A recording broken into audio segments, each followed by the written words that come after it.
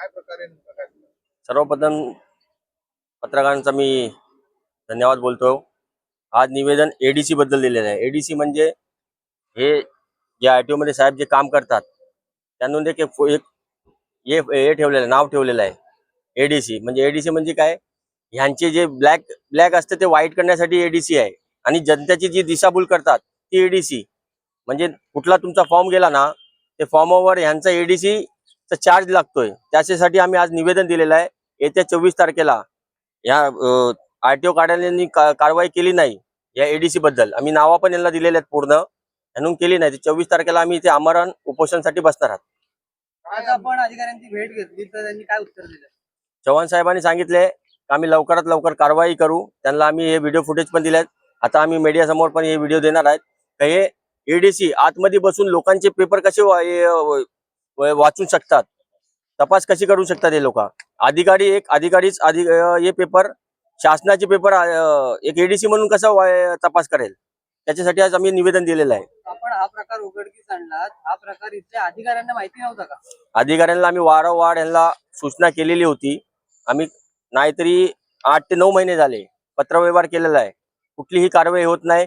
काल पण आम्ही बघितलं आहे, हे ऑफिस 5:30 वाजेपर्यंत असतो, 7 वाजेपर्यंत आतमध्ये काम करत बसतात, त्यामध्ये एडीसी असतोय। त्याच्यासाठी आम्ही यांना सांगितलेलं आहे, त्यांनी सांगितलं आम्ही लवकरात लवकर कारवाई करू। आता बघितलं पाहिजे हे 24 तारखेपर्यंत काय करतात।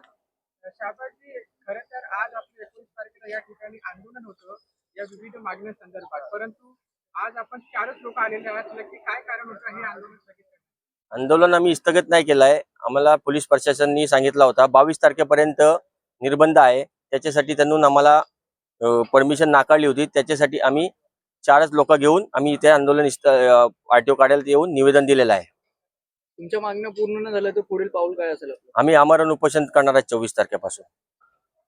नमस्कार, माझं नाव नागेंद्र आहे। मी तुम्हाला माझी एक गोष्ट सांगतो, म्हणजे माझ्यासोबत काय घडलं। मी 7 ऑगस्टला ड्रायव्हिंग लायसन्ससाठी अप्लाय केलं होतं, आणि त्या दिवशी ओरल पण दिलेत, लर्निंग लायसन्स एक्झाम पण दिलेत ऑनलाईन, ॲज पर गव्हर्नमेंट की स्पेसलेस आहे। तर ऑनलाईन अप्लाय केले, पास पण झालेत। पण आता आजचं डेट आहे सर 19। आतापर्यंत माझं ड्रायव्हिंग लायसन्स लर्निंग लायसन्स आलेलं नाही आहे, कारण पेंडिंग ॲट आरटीओ ऑफिस आहे।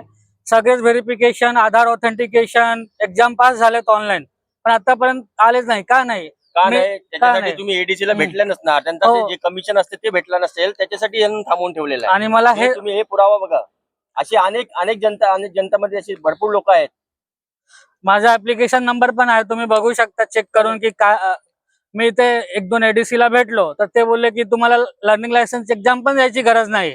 मी एक्झाम दिले, म्हणजे अभ्यास करून एक्झाम दिले, ऑनलाईन पास झाले, सगळेच ऑथेंटिकेशन केले, एक्झाम फी पण भरले, पण आता 15 दिवस जाऊन पण लर्निंग लायसन्सचं अप्रुव्हल पेंडिंग आहे। नाही, पैशाची मागणी नाही केलेत, पण ते कामच नाही करत आहे। अधिकाऱ्यांना भेटलो, ते बोलतात की तुमचा हा प्रॉब्लेम आहे, म्हणजे ते बोलतात तुम्ही फर्स्ट अटेम्प्ट मध्ये क्लिअर नाही केलं। मी बोललो तसं काहीच नाही, 3 अटेम्प्ट आहे ऑलरेडी तिथे।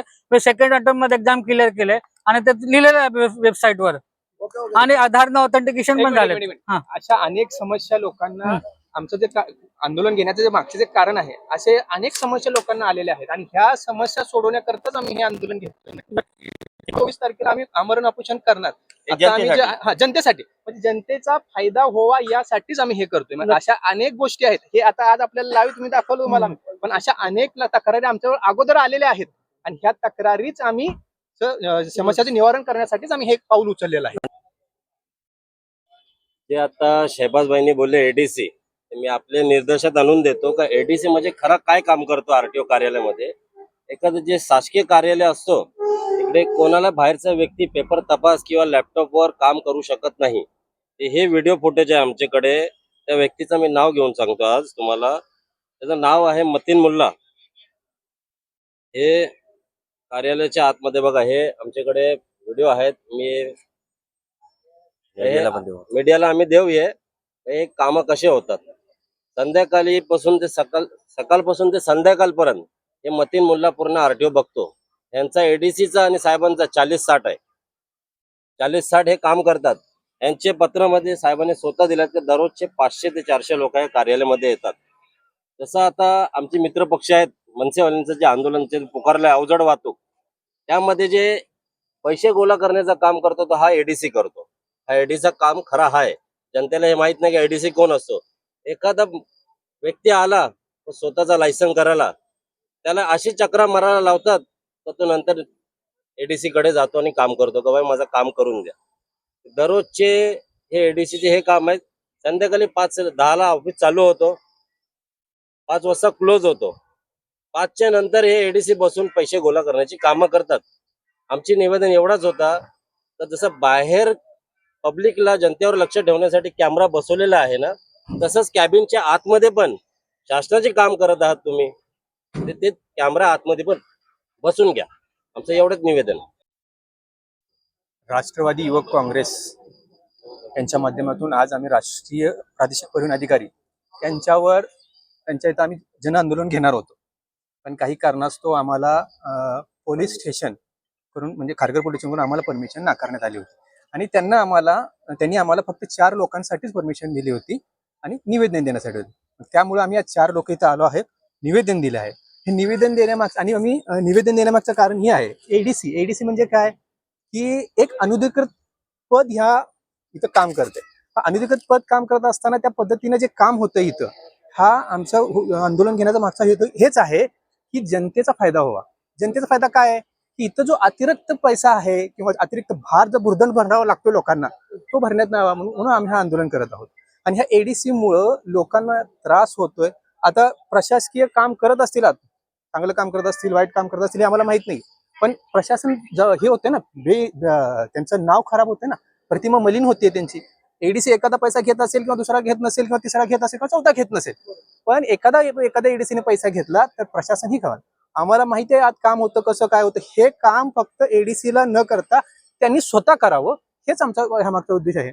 म्हणून आम्ही हा आंदोलन घेणार होतो. पण आम्हाला परमिशन, पण येत्या 24 तारखेनंतर आम्ही इथं आमरण उपोषणाला बसू. जर यांनी काही कारवाई केली नाही तर आम्ही नक्कीच या इथं उपोषणाला बसू.